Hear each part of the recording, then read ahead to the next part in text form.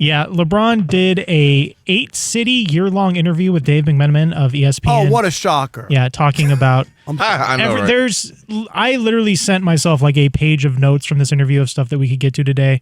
But the highlight is Dave asking him about the comparisons between him and Michael, and I'll read these to you here. Mm-hmm. Dave asks, in your most honest, laid-bare basketball opinion, what did Michael do better than you, and what do you do better than him?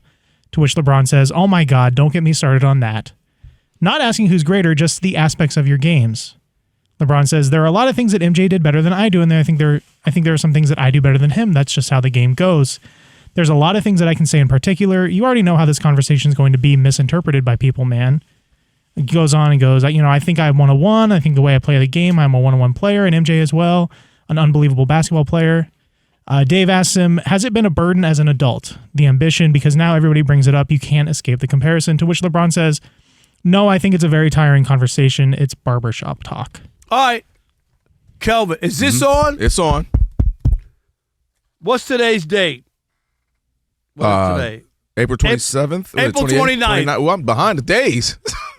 It's April 29th, Okay. and LeBron James has officially conceded in the GOAT conversation. Okay. He can no longer, if you can't take the heat, get out of the kitchen. If you can't cut the mustard, don't eat the Frank.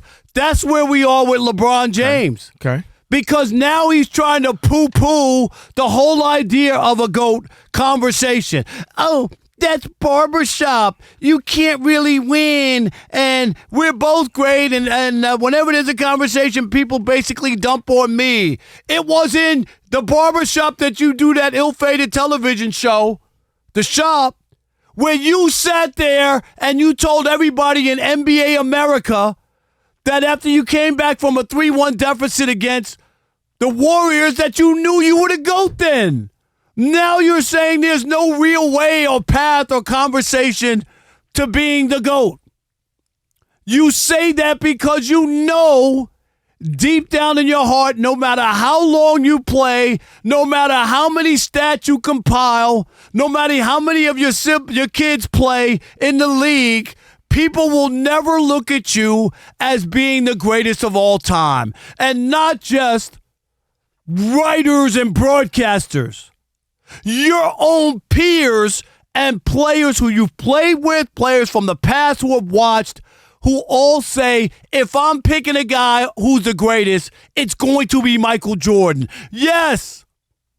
You even have your fans in the barbershop who are touting your stats, telling you how great you were and that you were the GOAT, wearing Jordans while they're doing it. They're not wearing your hard sneakers that nobody can play ball in or walk around in. Finally, you came clean, LeBron James, and I'm thankful. You realize that despite you self-proclaiming yourself the GOAT, that it's not going to work out for you. Having your son in the league, playing with him, going to all these NBA finals, but being the finals failure of all time, losing more finals than any other regular season MVP in the history of the NBA, and all these numbers that you compiled up, they don't make you the GOAT. Longevity and compiling stats don't make you the GOAT.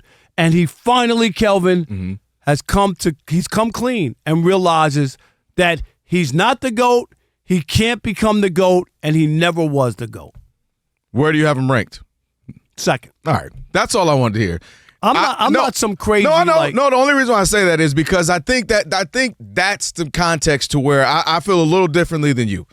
I think LeBron realized quite a bit ago he wasn't the GOAT, and I think when was he in the barbershop? Yep. And I'm gonna tell you why. I don't believe quite a bit of what he says because I think LeBron is fighting against LeBron. I think LeBron knows he wasn't going to be able to go. He might internally feel it, meaning like, hey, I just feel like they're the best. Like Kobe might have felt like he was best. Like Jordan might feel like they're the best internally. But I think LeBron knew for the collective, he was not going to be that after he lost to the Mavericks because he had that thing where everyone could say, you let J.J. Barrera stop you. You let the Maverick team stop you. You didn't. You got the whole super team and you failed. And, of course, Jordan was 6-0. So I think he knew for a fact, which is why I've always believed he's trying to blaze his own trail. Start to do things differently. All right, now I got the scoring title. I play with my son. I switch conferences. I got a title at the Cavs. I got a title with the Heat, couple, and I got a title with the Lakers. I've gone from conference to conference. I've gone from team to team.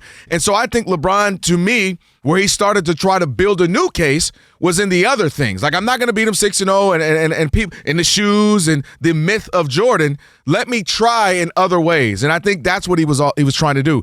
But I think deep down, he's already known that he just has a very passive-aggressive way. So that's why when he says things, to be honest with you, sometimes it sounds very inauthentic.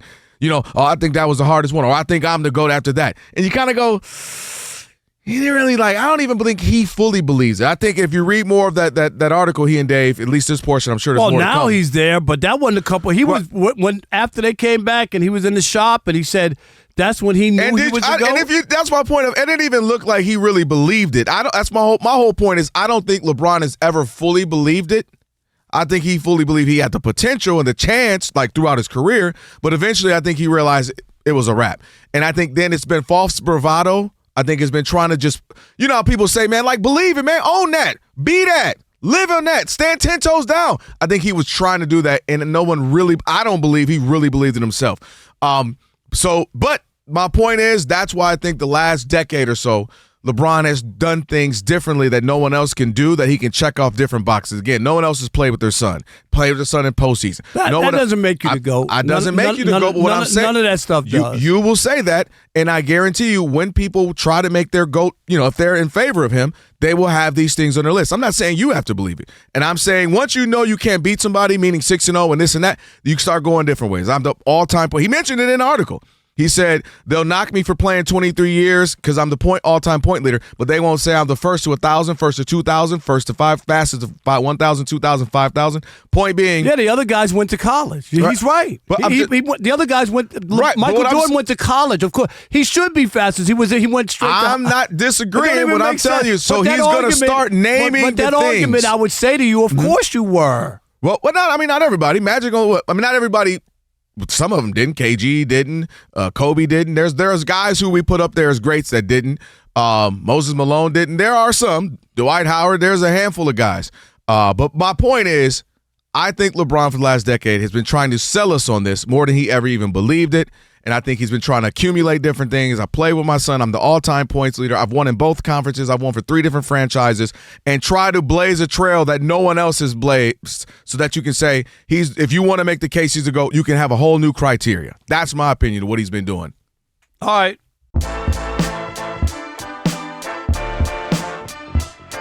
All right, Rob, so they're watching us right now, which means another thing they can do is what? They can subscribe. All you got to do is hit that button, subscribe to The Odd Couple for some of the best sports talk content in the nation. Facts, and while you're at it, they can like, they can comment, they can share. Do all that for us. We appreciate it. Just do all that right up in here.